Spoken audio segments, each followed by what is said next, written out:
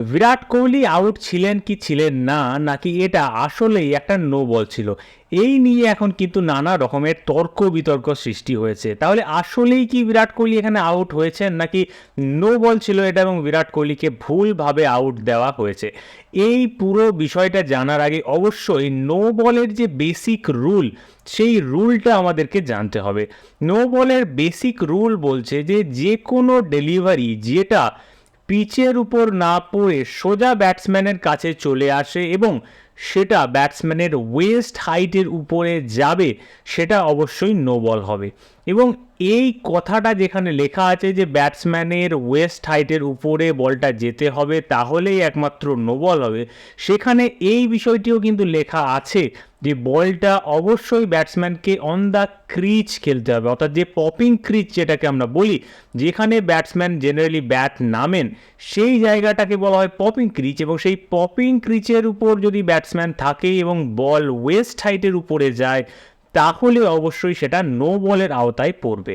এখানে কিন্তু বারবার একটা বিষয়কে হাইলাইট করা হয়েছে, batsman standing upright on the popping crease, অর্থাৎ পপিং ক্রিচের উপরে ব্যাটসম্যান দাঁড়িয়ে থাকলে তবে যে ওয়েস্ট হাইটের উপরে যদি যায় তাহলে নো বল হবে। অর্থাৎ নো বল হবে কি হবে না, এই পুরোটাই বিচার করা হবে পপিং ক্রিচের উপর, ব্যাটসম্যান কোথায় রয়েছেন তার উপর কিন্তু এটা বিচার করা হবে না। অর্থাৎ ব্যাটসম্যান যদি এখানে পপিং ক্রিচ থেকে কিছুটা এগিয়ে চলে যান তাহলে কিন্তু এই নিয়মটা একটু গন্ডগোল হয়ে যাচ্ছে। অর্থাৎ নো বলটা দেওয়া হবে ব্যাটসম্যান যখন পপিং ক্রিচে দাঁড়িয়েছিলেন তখন তার ওয়েস্ট হাইট কতটা তার উপর নির্ভর করে। ব্যাটসম্যান যদি 2 পা 3 পা এগিয়ে চলে আসেন, সেই ক্ষেত্রে কিন্তু নো বলটা দেওয়া যাবে না যদি সেই অবস্থায় বলটা তার ওয়েস্ট হাইটের উপরে যায়। এবার বিরাট কোহলির ক্ষেত্রে কেসটা কি হয়েছে আমরা যদি দেখি, বিরাট কোহলি কিন্তু পপিং ক্রিজ থেকে একটু এগিয়ে ব্যাটিং করছিলেন এবং সেই জায়গাতে দেখা যাচ্ছে বলটা কোথাও না কোথাও বিরাট কোহলির ওয়েস্ট হাইটের উপরে ছিল। 100% বলটা বিরাট কোহলির ওয়েস্ট হাইটের উপরে ছিল যখন বিরাট কোহলি বলটাকে ফেস করেছেন। যে জায়গায় বিরাট কোহলি বলটাকে খেলেছেন সেটা 100% ওয়েস্ট হাইটের উপরে ছিল, কিন্তু নিয়মে কিন্তু এটা বলা নেই যে বিরাট কোহলি যেখানে বলটা খেলেছেন তার উপর বেস করে নো বলটা জাজ করা হবে। নিয়ম স্পষ্টতই বলছে নো বলটা জাজ করা হবে পপিং ক্রিচের উপর, অর্থাৎ পপিং ক্রিচে দাঁড়ানো অবস্থায় বিরাট কোহলির যে হাইট, সেই হাইট অনুযায়ী তার ওয়েস্ট হাইট কতটা তার উপরেই পুরো বিচারটা করা হবে।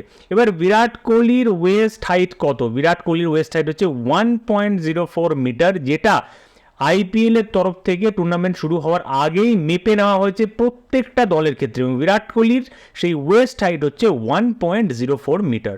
এবং বলটা যখন পপিং ক্রিচে যায়, অর্থাৎ বলটা একটু তো ডিপিং ছিলই, বল যখন পপিং ক্রিচে এসে পৌঁছায় তখন বলটার হাইট ছিল 0.92 মিটার, অর্থাৎ বিরাট কোহলির ওয়েস্ট হাইট 1 মিটারের থেকে বলটা কিন্তু বেশ কিছুটা কমে ছিল, অর্থাৎ 0.92 মিটারে ছিল। ডেফিনেটলি পপিং ক্রিচের উপর বিচার করা যদি হয় এখানে, তাহলে এটা কোনোভাবেই নো বল হবে না।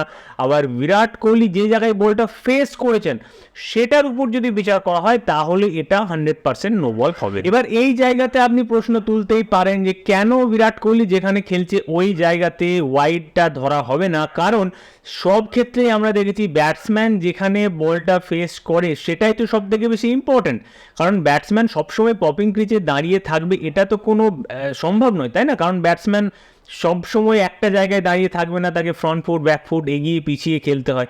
তো ব্যাটসম্যান যখন পিচ থেকে 2 পা বাইরে এসে দাঁড়িয়ে আছেন বিরাট কোহলি, সেই জায়গায় বলটা তিনি যেখানে হিট করছেন সেটাকেই আসলে বিচার্য ব্যাপার করা উচিত, সেটার উপরেই বিচার করা উচিত। কিন্তু দুর্ভাগ্যবশত এই মুহূর্তে নিয়মটা কিন্তু সেটার উপর বেস করে নেই। এই মুহূর্তে নিয়মটা আছে পপিং ক্রিচের উপর বেস করি, অর্থাৎ পপিং ক্রিচে বলটা কোন জায়গায় আছে সেটার উপর বেস করি। এবার এটাকে আপনি বলতে পারেন যে নিয়মে কোথাও একটা ভুল আছে। তার কারণ হচ্ছে, ভাবুন বিরাট কোহলি যে জায়গায় বলটা খেলেছেন তিনি যদি আরও 2-3 পা এগিয়ে যেতেন, অতীতে আমরা বেশ কিছু ব্যাটসম্যানকে দেখেছি অনেকটা এগিয়ে এসে খেলতে, যেমন হচ্ছে রবিন উত্থাপা, সেই সমস্ত ব্যাটসম্যান যারা অনেকটা বেশি এগিয়ে এসে ব্যাট করছেন খেলছেন, তাদের ক্ষেত্রে তাহলে নো বলের হাইট যেটা, বিমারের হাইট যেটা, সেটা কিন্তু অনেকটাই প্রবলেমেটিক হয়ে যাবে।